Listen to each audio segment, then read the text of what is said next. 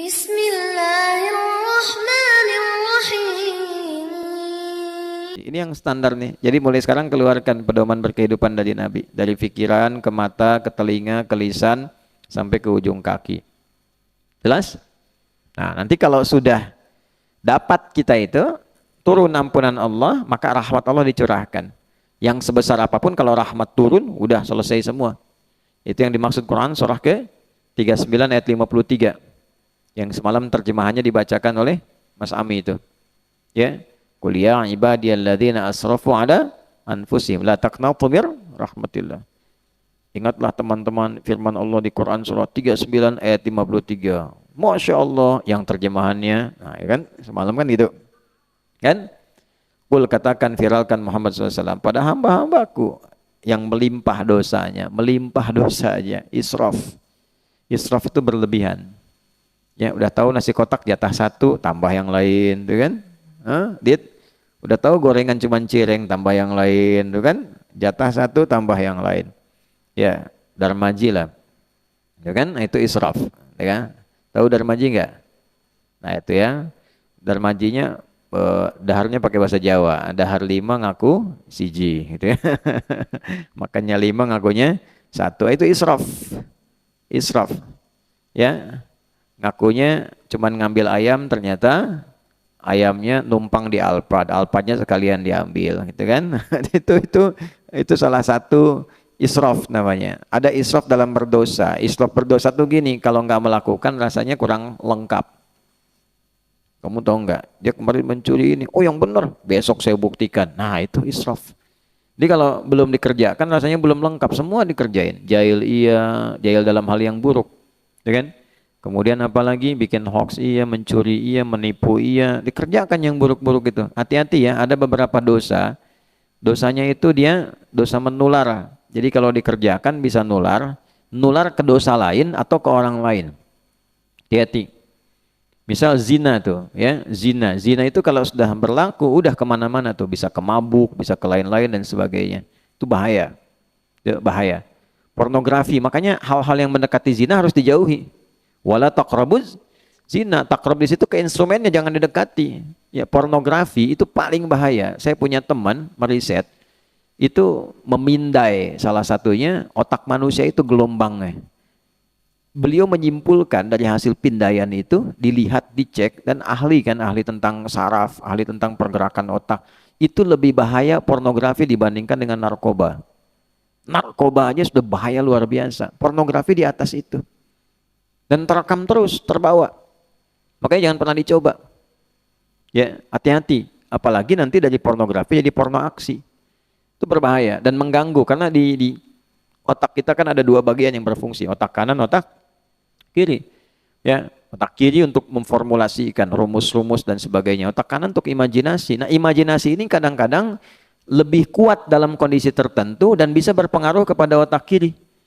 Ya, gampangnya gini, kalau lagi ngafalin Quran, itu kan otak kiri berperan tuh. Ramu, narik lagi. Tapi kan sering terganggu, setan masuknya ke otak kanan, bukan kirinya. Makanya ketika baca, mau ngapalin, membayangkan apa. Terjadi nggak begitu? Tiba-tiba dipindahin. Itu kan? Alif tuh baru ngaji tuh alif, tiba-tiba kata setan niba nih bagus tuh kan, atau dikasih bayang-bayang di luar. Ya lagi baca tuh alif lam mim, kamu inget tuh waktu main bola tuh, oh bola kamu diambil Jackie Chan, tendang aja langsung sama dia tuh, oh, muncul tuh, padahal lagi baca Quran, Jack tuh, gitu. Ya, nah ini nggak mudah, ya nggak mudah. Nah, jadi itu gambaran yang pertama untuk kita semuanya. Apa yang kita kerjakan itu kalau kita lakukan niatnya untuk mencintai Allah dengan cara mengikuti Nabi Shallallahu Alaihi Wasallam, maka yang pertama diberikan adalah ampunan dari apa? Dosa. Nanti ampunan dosa itu kalau sudah akumulasi, yang israf pun diberikan. Saat diberikan itu rahmat Allah. Rahmat Allah. Qul ya ibadiyalladzina ya asrafu la taqnatu min rahmatillah. Qul ya ibadiyalladzina asrafu ala anfusihim la taqnatu bir rahmatillah. Viralkan Muhammad SAW pada hambaku yang melimpah dosanya. Banyak. Jangan putus asa dari rahmat Allah. Kalau sudah rahmat diberikan, innallaha yaghfiru dzunuba jami'a. Semua jenis dosa diberikan. Makanya Saya sering sampaikan teman-teman yang lagi pesantren, terutama di lembaga permasyarakatan, ya pesantren di situ. Saya sebut pesantren itu karena paling enak, diberikan fasilitas setelah merasa berdosa, diputus masuk pada lingkungan, diisolasi. Kan kerjaannya cuman ke masjid, kalau yang muslim ke masjid, balik kamar. Cuman kamarnya kan dijerujiin aja gitu, ke masjid, masuk kamar, masuk lagi ruang makan, balik lagi. Itu kalau nggak dimanfaatkan untuk taubat, mendekati Allah, sayang-sayang. Bahasanya gini, kamu sudah aku kurung di situ kan, kata Allah tuh kan, dimasukkan ke situ dengan sistem yang dibuat di situ, belum kenal Allah juga, kemana lagi mesti diberikan. Itu poinnya. Nah, maka pada titik ini ketika rahmat diberikan, ya jangan putus asa dari rahmat Allah. Begitu rahmat datang, yang lain dibuka. Ujian jadi gampang. Kalau rahmat turun, ujian gampang. Ya. Karena formulasi ujian di Quran surah ke-2 ayat 155 sampai 157, "Walanabluwannakum bisyai'in minal khaufi wal ju'i wa naqsin minal amwali wal anfusi wath thamarat wa basyiris sabirin." 156-nya, "Alladzina idza asabathum musibah qalu inna lillahi wa inna ilaihi raji'un." Lalu Allah selesaikan semua ujian itu. 157-nya, "Ulaika alaihim salawatum mir rabbihim wa rahmah." Begitu rahmat turun, wa ulaika humul muhtadun. Solusi datang. Jadi kalau rahmat Allah itu sudah diberikan, mudah menghadapi masalah. Ilmu, ya, wajada 'abdan min ibadina atainahu rahmatan min indina wa 'allamnahu min ladunna ilma. Ya, Quran surah 18 ayat 65. Ilmu datang, itu rahmat.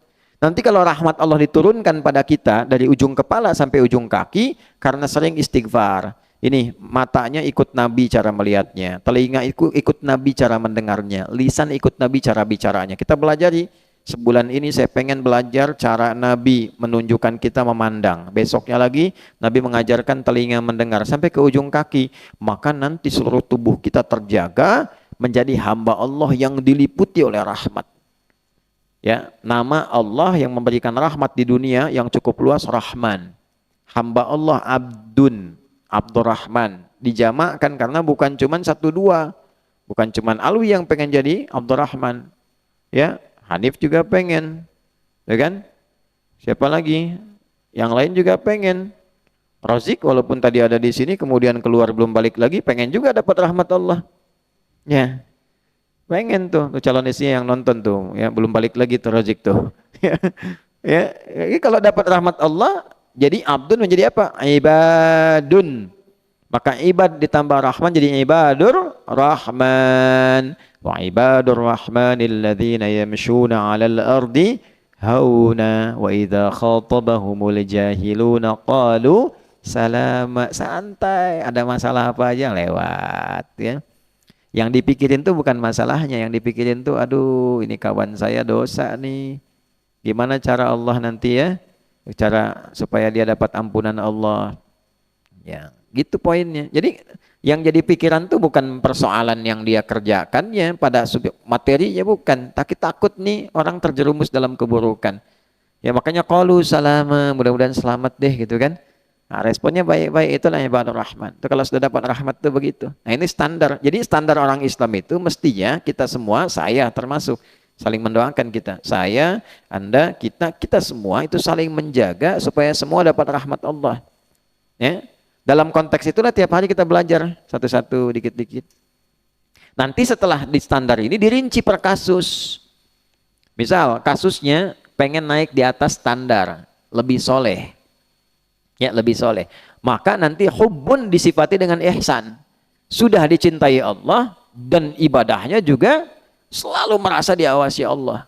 Jadi gabungan antara ya muhibbin dengan muhsinin disatukan jadi satu tuh. Dia dapat cinta Allah karena sifat ihsannya, san tuh.